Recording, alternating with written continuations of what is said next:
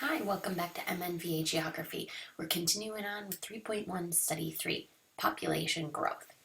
Have you ever been packed into a really crowded place, like a concert or a subway train, even if it's someplace you'd want to be, but it's not always a pleasant experience?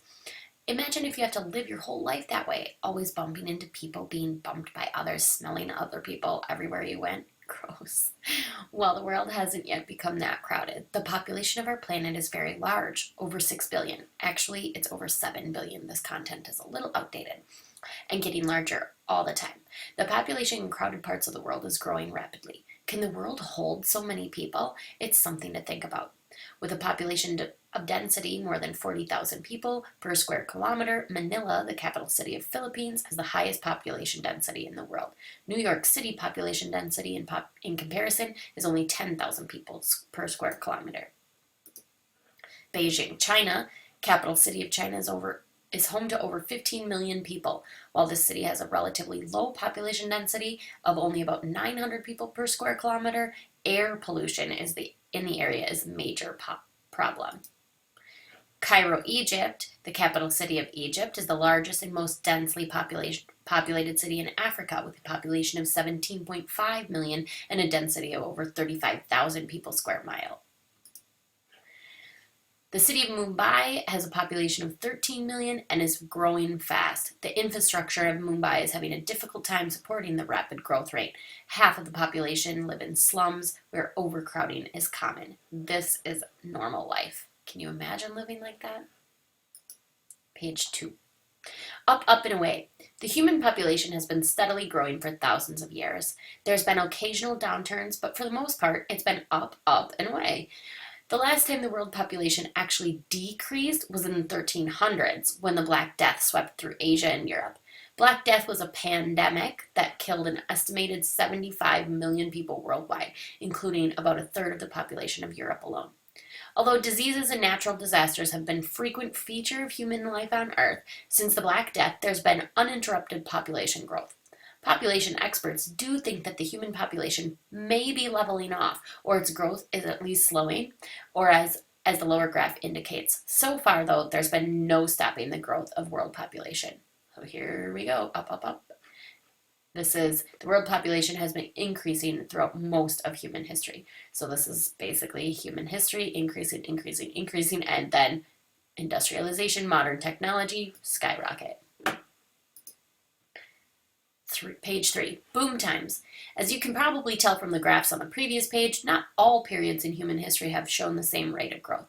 Slow and more or less steady growth characterized the first millennia of human civilization, but when the Industrial Revolution hit, the human population really began to take off.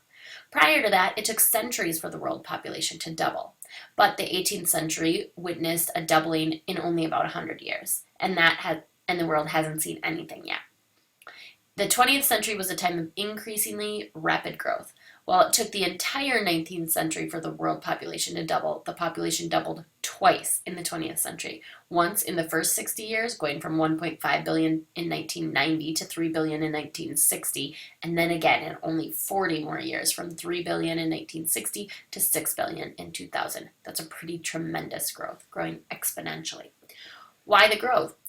Why did the population grow so quickly? The answer is twofold. First, industrialization made people more productive, leading to larger populations.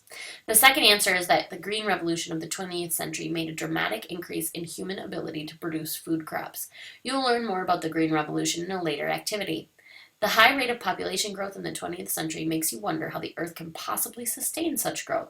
The United Nations estimates that the human population will level out around 9 or 10 billion, at a number that will likely be reached in 2050. There is, however, a great deal of disagreement among population experts about the Earth's human carrying capacity. We may indeed see that limit reached this century, but no one knows exactly when it will be reached, what it will be, or when it will be reached. Page 4. The demographic transition. Industrialization has led to dramatic population growth all over the world. This growth has happened at different times for different nations, but the pattern is very similar every time. Demographers refer to this pattern as a demographic transition. You need to know this for the test. Hint, hint. The United States and most of Europe are in are in the industrialized stage. Information on the post-industrial stage is not yet known. Right here, we're still here. In pre-industrial societies, people tend to have many children, but most of those children won't grow up to reproduce. One side effect of industrialization is that it makes life better and safer. People produce more and consume more. Infant and child mortality rates drop because they're living longer. But people keep having children at the older pre-industrial rate. So our death rates drop, people are healthier, but people keep having children at the same rate, up here birth rate. In an industrial society, children are expensive to raise, especially if women are working outside the home. After about 2 generations of huge families, people begin to limit the number of children. The birth rate starts to drop. In fact, in many older industrial nations, the birth rate has fallen so far that the total number begins to shrink. It actually dips lower than the death rate. The shift in death rate is followed by a shift in birth rates, and its associated population boom is a demographic transition. Europe and North America had their demographic transitions in the 19th century. Developing nations are having their demographic transitions now. Page 5. The world population. Go to page 5 to do your little review on your own. Graphing population traits. The human population is always growing, but it doesn't always grow at the same rate. Industrializing nations usually have the fastest growing populations, while the population of many industrial nations is beginning to shrink. And people are also always on the move. Because of these factors, population distributions are always being redistributed. There are population graphs that show how people and cultural traits are distributed at any given time. There are other ways of showing these distributions, including changes that have taken place. Watch the slideshow. So total population 2.5 billion, total population 4 billion, total population 6 billion. So 1950, 75, and 2000. Population growth rates, Africa, North America, South America, Asia. So another way of showing the relative growth population is by graphing the population growth rates. Another measurement is related to populations can also be graphed or mapped. This bar shows China's electricity consumption over the past years. You wouldn't think about electricity specifically, but here it's showing there's more people, they need more electricity. Page 7, cartograms of population traits. Distribution maps and pie charts are handy ways to represent information about differences in populations. Another way of displaying the distribution information is the cartogram. Rather than showing territories that have been rescaled to represent land size, cartograms focus on other factors such as the total population of land and energy use. I love cartograms, they're so fun. Basically what they do is they distort. So if we're looking at this map here, a cartogram is going to take and distort the land, the size of the countries based on whatever you're trying to represent. So this cartogram shows countries to the size of their population rather than the land area. So the bigger they are shows the percent of the population. So you can see here, India and China are way up there. United States shrinks. Africa, Nigeria specifically, grows. Leading continents. You can go to page 8 to self-quiz. And page 9, ways of seeing the world and its population. Just like people, resources and behaviors are not evenly distributed around the world. Maps, graphs, and cartograms help us see the uneven distributions of such traits such as population size, wealth, energy usage, and so on. The unevenness of such distributions is the characteristic of human life on Earth, and these distributions are changing all the time.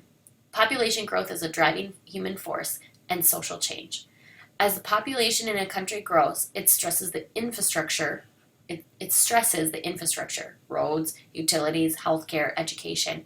If these human systems can't keep up with the ever-growing population, life will become harder and people may suffer greatly. As you can see from the map above, countries of Africa and the Middle East are growing more quickly than other places in the world. So this is population growth. The lighter the color, it's growing faster. The darker the color, it's growing the slowest. So Russia, Eastern Europe growing the slowest.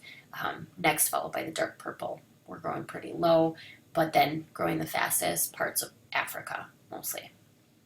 That means these countries will also have to grow their infrastructures very quickly in order to keep up with this population explosion. Yet the comparison of this map to the cartogram of wealth as measured by gross domestic product indicates the world's wealth is elsewhere, leaving the fate of these rapidly growing areas in doubt. So here's the domestic product by country. Okay, so America is largest by far, and we look at Africa, it shrinks away to literally almost nothing. If you look at South America, again, literally shrinking away to almost nothing. So this is going to pose a great problem later on in society when these are the fastest growing countries or continents, and they are the least amount of wealth. So what's going to happen to those infrastructures? All right, see you later. Thanks for joining me today.